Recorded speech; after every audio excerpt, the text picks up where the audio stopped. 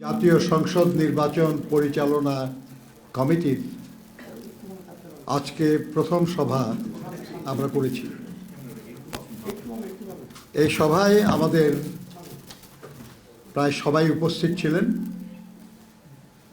শুধু আমাদের সদস্য সচিব অ্যাডভোকেট রুহুল কবির রিজভী অসুস্থতার কারণে উপস্থিত হতে পারেন নাই। যারা উপস্থিত হয়েছিলেন তাদের অনেকেই এখন চলে গেছেন। আমাদের কিছু সহকর্মী এখানে উপস্থিত আছেন, আপনারা দেখছেন তাদেরকে। আপনাদের সঙ্গে যিনি নিয়মিত কাজ করবেন, আমি প্রথম তাকেই আপনাদের সামনে নিয়ে আসতে চাই। ডক্টর মাহাদি আমিন, উনি হবেন আমাদের এই নির্বাচন পরিচালনা কমিটির স্পোকস পারসন। মাহাদি আমিন সাহেবকে আমি অনুরোধ করবো আসেন। আজকে প্রথম দিন বলেই আমি একটু আপনাদের সামনে দাঁড়িয়েছি, কিন্তু আসলে প্রতিনিয়ত যোগাযোগটা ওনার সাথেই হবে আপনাদের। এখানে আমাদের আছেন, সদস্যরা আছেন, আমাদের প্রধান সমন্বয়ক জনাব ইসমাইল জবিউল্লাহ সাহেব আছেন। এখানে আরও অন্যান্য সদস্য যারা আপনারা চিনেন প্রায় সবাইকে। তো জবিউল্লাহ ভাই আসতে পারেন, আপনি সমন্বয়ক, প্রধান সমন্বয়ক। আপনাদের যোগাযোগের ব্যাপারে আপনারা প্রধান সমন্বয়ক সাহেবের সঙ্গে যোগাযোগ করতে পারবেন, তবে স্পোকস পারসন আপনাদের সঙ্গে সবচেয়ে বেশি ঘনিষ্ঠভাবে কাজ করবেন। প্রিয় বন্ধুগণ, আমরা আজকে যে সভা করেছি সেই সভায় শুধু পরস্পরের সঙ্গে পরিচিত হওয়া এটা গুরুত্বপূর্ণ ছিল। দ্বিতীয় এবং আরও গুরুত্বপূর্ণ যেটা ছিল সেটা হলো যে আমরা এই কমিটিটা কিভাবে আগামী দিনগুলোতে কাজ করব। আমরা এই কমিটিতে এখানে যাদের দেখছেন এরা প্রায় সবাই কোনো না কোনো নির্দিষ্ট বিষয়ে টিম লিডার হিসেবে কাজ করবেন, এবং এই টিম লিডারদের নেতৃত্বে ওই বিষয়ে, প্রাসঙ্গিক বিষয়ে উপকমিটি গঠিত হবে। আমরা তাদেরকে অনুরোধ করেছি যে সেই উপকমিটিতে কারা থাকতে পারেন সেটার একটা প্রস্তাবনা আমাদের কাছে আগামী 2 দিনের মধ্যে দেওয়ার জন্য। এরপরে আমরা আলোচনা করে সেই উপকমিটিগুলি চূড়ান্ত করব এবং তারা কাজ আরও সক্রিয়ভাবে শুরু করবেন। আমরা অনেক বিষয়ে, নির্বাচন সংশ্লিষ্ট অনেক বিষয়ে আলোচনা হয়েছে আমাদের। কিভাবে আমরা আমাদের প্রার্থীদেরকে সহযোগিতা করতে পারব, কিভাবে শান্তিপূর্ণ, অবাধ এবং সুষ্ঠু একটা নির্বাচন অনুষ্ঠানে আমরা ভূমিকা পালন করতে পারব, কিভাবে ভোটারদেরকে যথাসময়ে ভোট কেন্দ্রে উপস্থিত হতে আমরা উদ্দীপ্ত করতে পারব, এবং আমাদের যে দলের প্রতীক, আমাদের দলের প্রার্থীদের পক্ষে ভোট দেওয়ার ব্যাপারে আমরা উৎসাহিত করতে পারবো। এই সমস্ত বিষয়গুলি আমাদের আলোচনায় এসছে।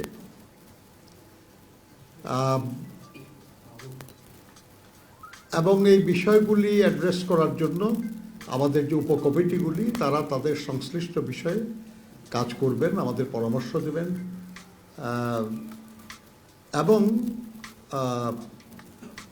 আমাদের প্রার্থীদের সহযোগিতা করবেন। আপনারা জানেন আর যে বাংলাদেশ জাতীয়তাবাদী দলই সেই প্রধান সংগঠন যারা বরাবর যথাসম্ভব দ্রুত জাতীয় সংসদ নির্বাচনের জন্য দাবি জানিয়েছে। কেউ কেউ অভিযোগ করেন যে নির্বাচন হলেই বিএনপি ক্ষমতায় যাবে, সেই জন্য বিএনপি তাড়াতাড়ি নির্বাচন চায়।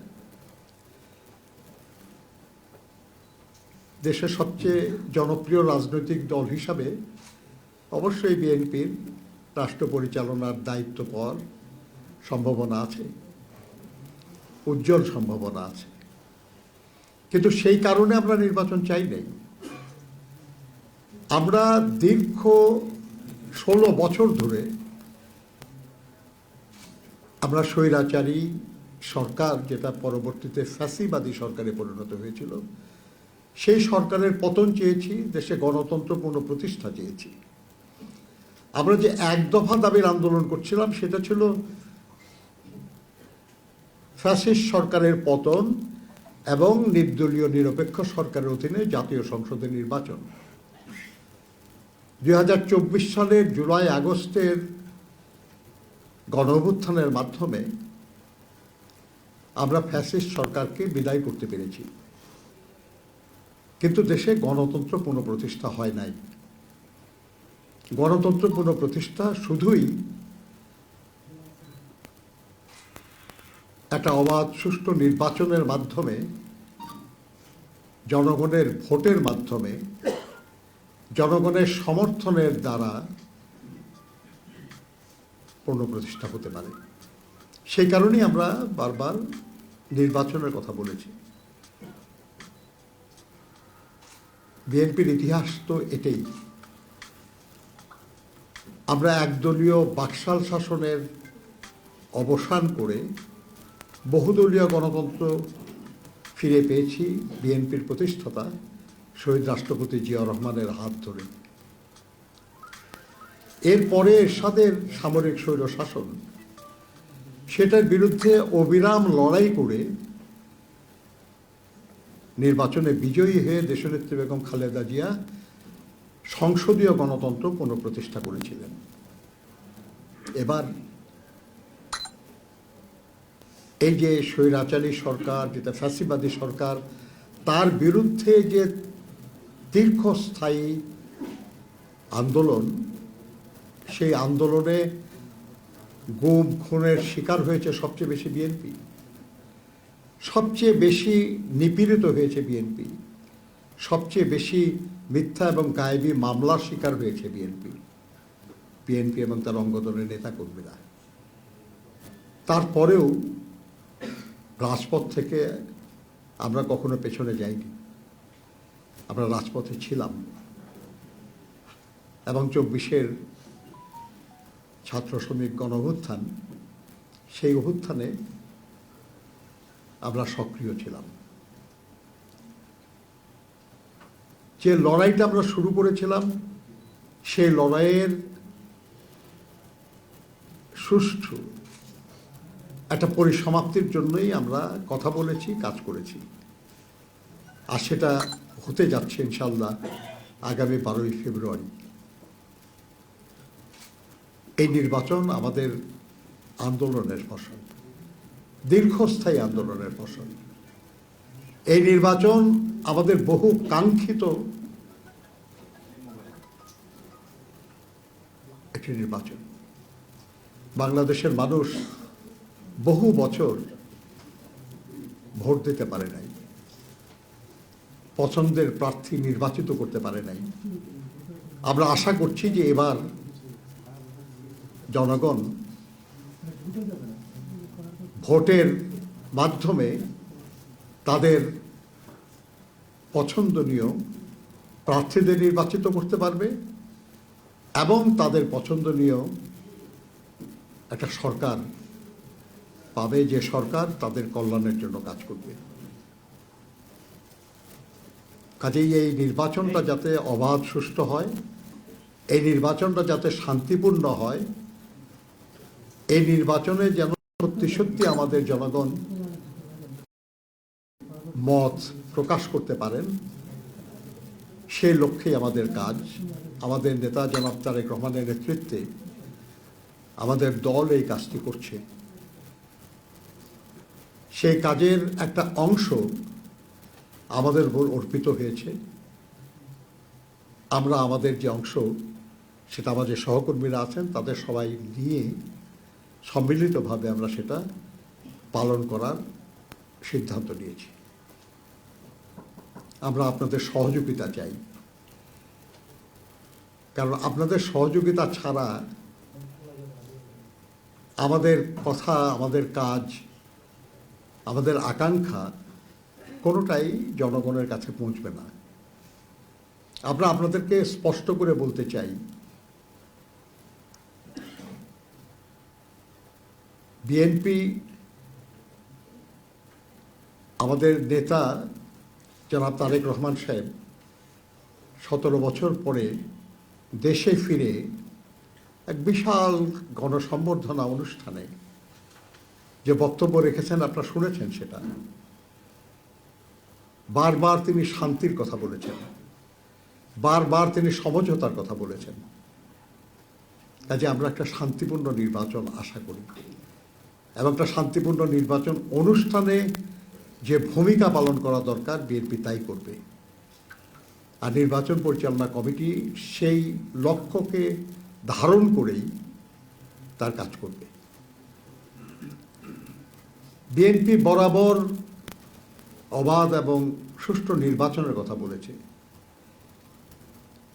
সেজন্যই আমাদের দল এবং দল কর্তৃক গঠিত এই নির্বাচন পরিচালনা কমিটি অবাধ সুষ্ঠু নির্বাচনের জন্যই কাজ করবে। আমরা এই কাজে আপনাদের সহযোগিতা চাই। আপনারা বরাবর আন্দোলন সংগ্রামে সহযোগিতা করেছেন, আমাদের কথা আপনারা জনগণের কাছে পৌঁছে দিয়েছেন, এখনও আপনারা সেটা করবেন বলে আমরা আশা করি। অনেক দিন আপনারা ইচ্ছা থাকা সত্ত্বেও সব কথা বলতে পারেন নাই, সব কিছু প্রকাশ করতে পারেন নাই, কিন্তু এখন তো পরিস্থিতি ভিন্ন, আপনারা এখন পারছেন সেটা করতে। আমরা আশা করব যে আপনারা আপনাদের বিবেক দিয়ে, বুদ্ধি দিয়ে, অভিজ্ঞতা দিয়ে জনগণের আকাঙ্ক্ষা পূরণের জন্য সহযোগিতা করবেন। এদেশের মানুষ মহান মুক্তিযুদ্ধের মাধ্যমে স্বাধীনতা অর্জন করেছে, বারবার গণতন্ত্রের জন্য জীবন দিয়েছে, গুম হয়েছে, খুন হয়েছে, নিপীড়িত হয়েছে, নিগৃহীত হয়েছে, পালিয়ে বেরিয়েছে। আজকে তাদের সবার সামনে একটা চমৎকার সম্ভাবনার সুযোগ এসেছে। এই সম্ভাবনাকে আমরা কাজে লাগাতে চাই এবং সেই কাজে আপনাদের সহযোগিতা চাই। আপনাদেরকে অনেক ধন্যবাদ। আমাদের স্পোকসপারসন ডক্টর মাহাদি আমিন আপনাদের সঙ্গে যোগাযোগ রাখবেন, কথা বলবেন। প্রায় প্রতিদিনই হয়তো আপনাদের সঙ্গে দেখা হবে, কথা হবে। আপনারা যে কোনো ব্যাপারে যোগাযোগের প্রয়োজন হলে তার সাথে আমাদের প্রধান সমন্বয়ক জনাব ইসমাইল জাবিউল্লাহর সঙ্গে, এবং বিশেষ করে আমাদের যে সদস্য সচিব অ্যাডভোকেট রুহুল কবির রিজভির সঙ্গে যোগাযোগ করবেন। আর আমাদের এই ব্যাপারে যেসব কমিটি আছে, যারা প্রেস নিয়ে কাজ করবেন, যারা সোশ্যাল মিডিয়া নিয়ে কাজ করবেন, যারা ট্রেডিশনাল মিডিয়া, রেডিও টেলিভিশন নিয়ে কাজ করবেন, তারা আপনাদেরকে যোগাযোগ করবেন, তারা আপনাদের সাথে, আপনারা তাদেরকে সহযোগিতা করবেন, তারাও আপনাদেরকে তথ্য দিয়ে সহযোগিতা করবে। আমরা উন্মুক্ত থাকতে চাই, আমাদের কথায় বা কাজে আমরা কিছু গোপন রাখতে চাই না। আমরা মনে করি যে জনগণ সব কিছু জেনে বুঝেই যদি ভালো মনে করে তাহলে আমাদের পছন্দ করবে, আমাদের সমর্থন করবে। আর সেভাবে যদি আমরা বিজয়ী হই তাহলেই শুধু আমরা জনগণের সহযোগিতা নিয়ে দায়িত্ব পালন করতে পারব। আমাদের এই সৎ সাহস আছে যে আমাদের কোনো কৌশল নেওয়ার প্রয়োজন হবে না। আমাদের দলের নেতাকর্মীরা কখনো এমন কৌশল নেয় নাই যেখানে তার মর্যাদা, তার পরিচয় গোপন রাখতে হয়েছে। এখনো হবে না ইনশাআল্লাহ। আপনাদের সবাইকে ধন্যবাদ। একটা প্রশ্ন, সেটা হচ্ছে আপনারা সবসময় বলেছেন গত 15 বছরেই আপনারা সুষ্ঠু এবং অবাধ সেই সঙ্গে অংশগ্রহণমূলক নির্বাচন চান। নির্বাচন কমিশনের তথ্য অনুযায়ী 50টি রাজনৈতিক দল এবারে নির্বাচনে অংশ নিচ্ছে, কম বেশি অনেক আসন। এই নির্বাচন কি আপনারা অংশগ্রহণমূলক নির্বাচন বলছেন কিনা? কারণ 8টি দল অংশ নিচ্ছে না, এক। আর দ্বিতীয় প্রশ্ন হচ্ছে, নানান জায়গায় নানান উসিলায় প্রার্থীদের মনোনয়নপত্র বাতিল হচ্ছে। ফরিদপুর এক আসনে একজন প্রার্থীরও মনোনয়নপত্র গ্রহণ করা হয়নি, বাতিল করা হয়েছে। যারা বিরোধী রাজনীতি করে, জাতীয় পার্টির অনেকের, সিপিবির অনেকেরই প্রার্থী বাতিল করা হয়েছে। এই বিষয়ে নিয়ে আপনার কনসার্ন কিনা? আপনার এই প্রশ্নটা একটু অসম্পূর্ণ থেকে গেল। মানে অন্যায়ভাবে বাতিল করা হয়েছে যদি বলতেন তাহলে আমি একটু জবাব দিতে পারতাম আর কি। যদি ন্যায্য কারণে বাতিল হয় কিন্তু আপনি কাউকে দোষারোপ করতে পারেন না। দেশের প্রচলিত আইনে যদি মনোনয়নপত্র বাতিল হয়, হতেই পারে। আমাদের বিএনপিরও মনোনয়নপত্র বাতিল হয়েছে, তো সেখানে আপত্তি জানানোর সুযোগ আছে, সময় আছে।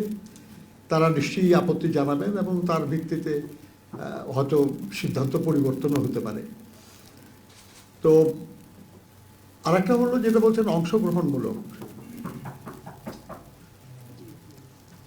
আমাদের এক সময় যখন বহু রাজনৈতিক দল অংশগ্রহণ করে নাই, তখনও নির্বাচন করা হয়েছে এবং বলা হয়েছে অংশগ্রহণমূলক হয়েছে। আমরা ওইভাবে বলতে চাই না, কিন্তু কিছু রাজনৈতিক দল তো আছে যাদের প্রতি জনগণের ক্ষোভ এবং ক্রোধ আছে। দেশের আইনে, প্রচলিত আইনে কিছু রাজনৈতিক দলের তৎপরতা বন্ধ আছে, নিষিদ্ধ আছে। কাজে তারা তো নির্বাচনে অংশগ্রহণ করার আইনগত সুযোগ নাই। সেরকম না থাকলে পরে তার অংশগ্রহণ না করাটাকে অংশগ্রহণমূলক নির্বাচনের পথে বাধা বা ব্যতিক্রম বলে মনে করা যায় না। এর বাইরে যেসব কোনো দল যদি তারা নির্বাচন করতে না চায় তাহলে সেটা ভিন্ন কথা। তো আমরা মনে করি যেটা সেটা হলো যে এই মুহূর্তে অবাধ সুষ্ঠু নির্বাচন অনুষ্ঠানের যে আয়োজন হয়েছে সেখানে যাদের রাজনৈতিক তৎপরতার উপর কোনো বিধিনিষেধ নাই, তাদের কারণে নির্বাচনে অংশগ্রহণ করার উপর কোনো বাধা নাই। এখন এটা তাদের সিদ্ধান্তের প্রশ্ন। যদি বাধা হতো তাহলে আমরা বলতে পারতাম যে নির্বাচনে কিছু দলকে বাইরে রেখে করার চেষ্টা চলছে। বাধা না থাকার কারণে এই কথাটা আমরা বলতে পারছি না। এখন কোনো দল যদি স্বেচ্ছায় বলে যে আমি করবো না নির্বাচনে অংশগ্রহণ, সেটা তো কারো কিছু বলার সুযোগ নাই সেখানে আর কি। কাজে সেই জন্য আপনার কাছে বলছি যে অভিযোগটা যদি স্পষ্ট এবং স্পেসিফিক হয় তাহলে তার জবাব দেওয়ার চেষ্টা করা যেতে পারে। ধন্যবাদ। দেখেন, ঘরে ঘরে কোনো দলের প্রার্থীর জন্য ভোট প্রার্থনা করাটা কোনো দোষের ব্যাপার না, কিন্তু আপনি যেটা তাদের ভোটার আইডি বা জাতীয় পরিচয়পত্র সেগুলো সংগ্রহ করা হচ্ছে, সেখানে দুশ্চিন্তার কারণ থাকতে পারে যে সেটার প্রয়োজনটা কি, উদ্দেশ্যটা কি। এটা আপনি যদি আপনাদের পত্রিকায় এটা কোনো নিউজ হিসেবে বললে আমি দেখি নাই এখনো। আমার মনে হয় করা উচিত যদি আপনারা সত্যি জানেন এটা, এবং সরকারের উচিত এই ব্যাপারে প্রয়োজনীয় ব্যবস্থা নেওয়া। কারণ এই ডকুমেন্টগুলি অত্যন্ত সেন্সিটিভ ডকুমেন্ট, অত্যন্ত ব্যক্তিগত ডকুমেন্ট। যে কোনোভাবে সেগুলো সংগ্রহ করার চেষ্টার মধ্যে কোনো মন্দ উদ্দেশ্য তো থাকতেই পারে। অতএব সরকারের ব্যাপারে ব্যবস্থা নেবে বলে আমরা আশা করি। সোশ্যাল মিডিয়ায় একটা নিউজ বাইর হলেই আপনি তো অভিযুক্ত করতে পারবেন না। সোশ্যাল মিডিয়ায় যা বের হয়েছে সেটা সত্য কিনা এটা দেখারও দায়িত্ব আপনাদের। যদি সত্য এরকম হয়ে থাকে আপনারা জানালে আমরা ব্যবস্থা নেব। আমি যতটুকু জানি যে বিএনপির পক্ষ থেকে কোথাও কোনো সরকারি অফিসে কাউকে এই অনুরোধ করা হয় নাই যে অমুকের মনোনয়নপত্র বাতিল করবো। আর বললেই বা তারা করবে কেন? তাদেরও তো করার কথা না, এটা তারা তো সরকারি কর্মকর্তা, তারা তো কোনো আমার দলের কর্মী না তারা। কাজেই প্রথম পয়েন্ট যেটা সেটা হলো সোশ্যাল কেউ একজন লিখেছে ওটা নিয়ে কাউকে অভিযুক্ত করা বোধহয় সঙ্গত না। বরঞ্চ উচিত আপনাদের যে তদন্ত করা, খোঁজ নেওয়া যে যা হয়েছে, যেটা বলা হয়েছে সেখানে এটা সঠিক কিনা। Thank you. আসসালামু আলাইকুম। Hand over to Mahadi Amin. আসসালামু আলাইকুম। আম, আমাদের নির্বাচন পরিচালনা কমিটির সম্মানিত চেয়ারম্যান, বিএনপি স্ট্যান্ডিং কমিটির সম্মানিত সদস্য জনাব নজরুল ইসলাম খান, আমাদের নেতা, উনি বলেছেন। আমি আসলে খুব বেশি কিছু বলবো না। আন্তরিকভাবে সব সাংবাদিক ভাই ও বোনদেরকে ধন্যবাদ জানাচ্ছি, যারা আলোকচিত্রে রয়েছেন আপনাদের সবাইকে ধন্যবাদ জানাচ্ছি।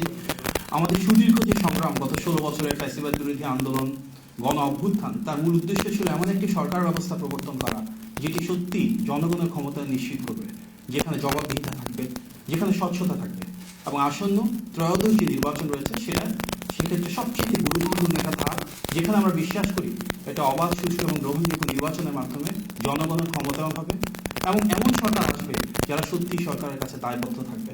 আমরা সবাই মিলে এমন একটি বাংলাদেশ গড়ে তুলব যেখানে মানবাধিকার থাকবে, বাক স্বাধীনতা থাকবে, আইনের অনুশাসন থাকবে। এই যে দীর্ঘ ফ্যাসিবাদের সময়ে কিন্তু বিভিন্ন শ্রেণী পেশার মানুষের মতন করে গণমাধ্যম কর্মীদের উপর বিভিন্নভাবে আঘাত নেমে এসেছে। আপনারা অনেক ক্ষেত্রে সত্যটা প্রকাশ করতে গিয়ে বাধাগ্রস্ত হয়েছেন। অনেক নিউজ পেপার আছেন, অনেক জার্নালিস্ট আছেন, অনেক এডিটর রয়েছেন, আপনাদের উপর হামলা, মামলা, ক্লোজার সবকিছু হয়েছে।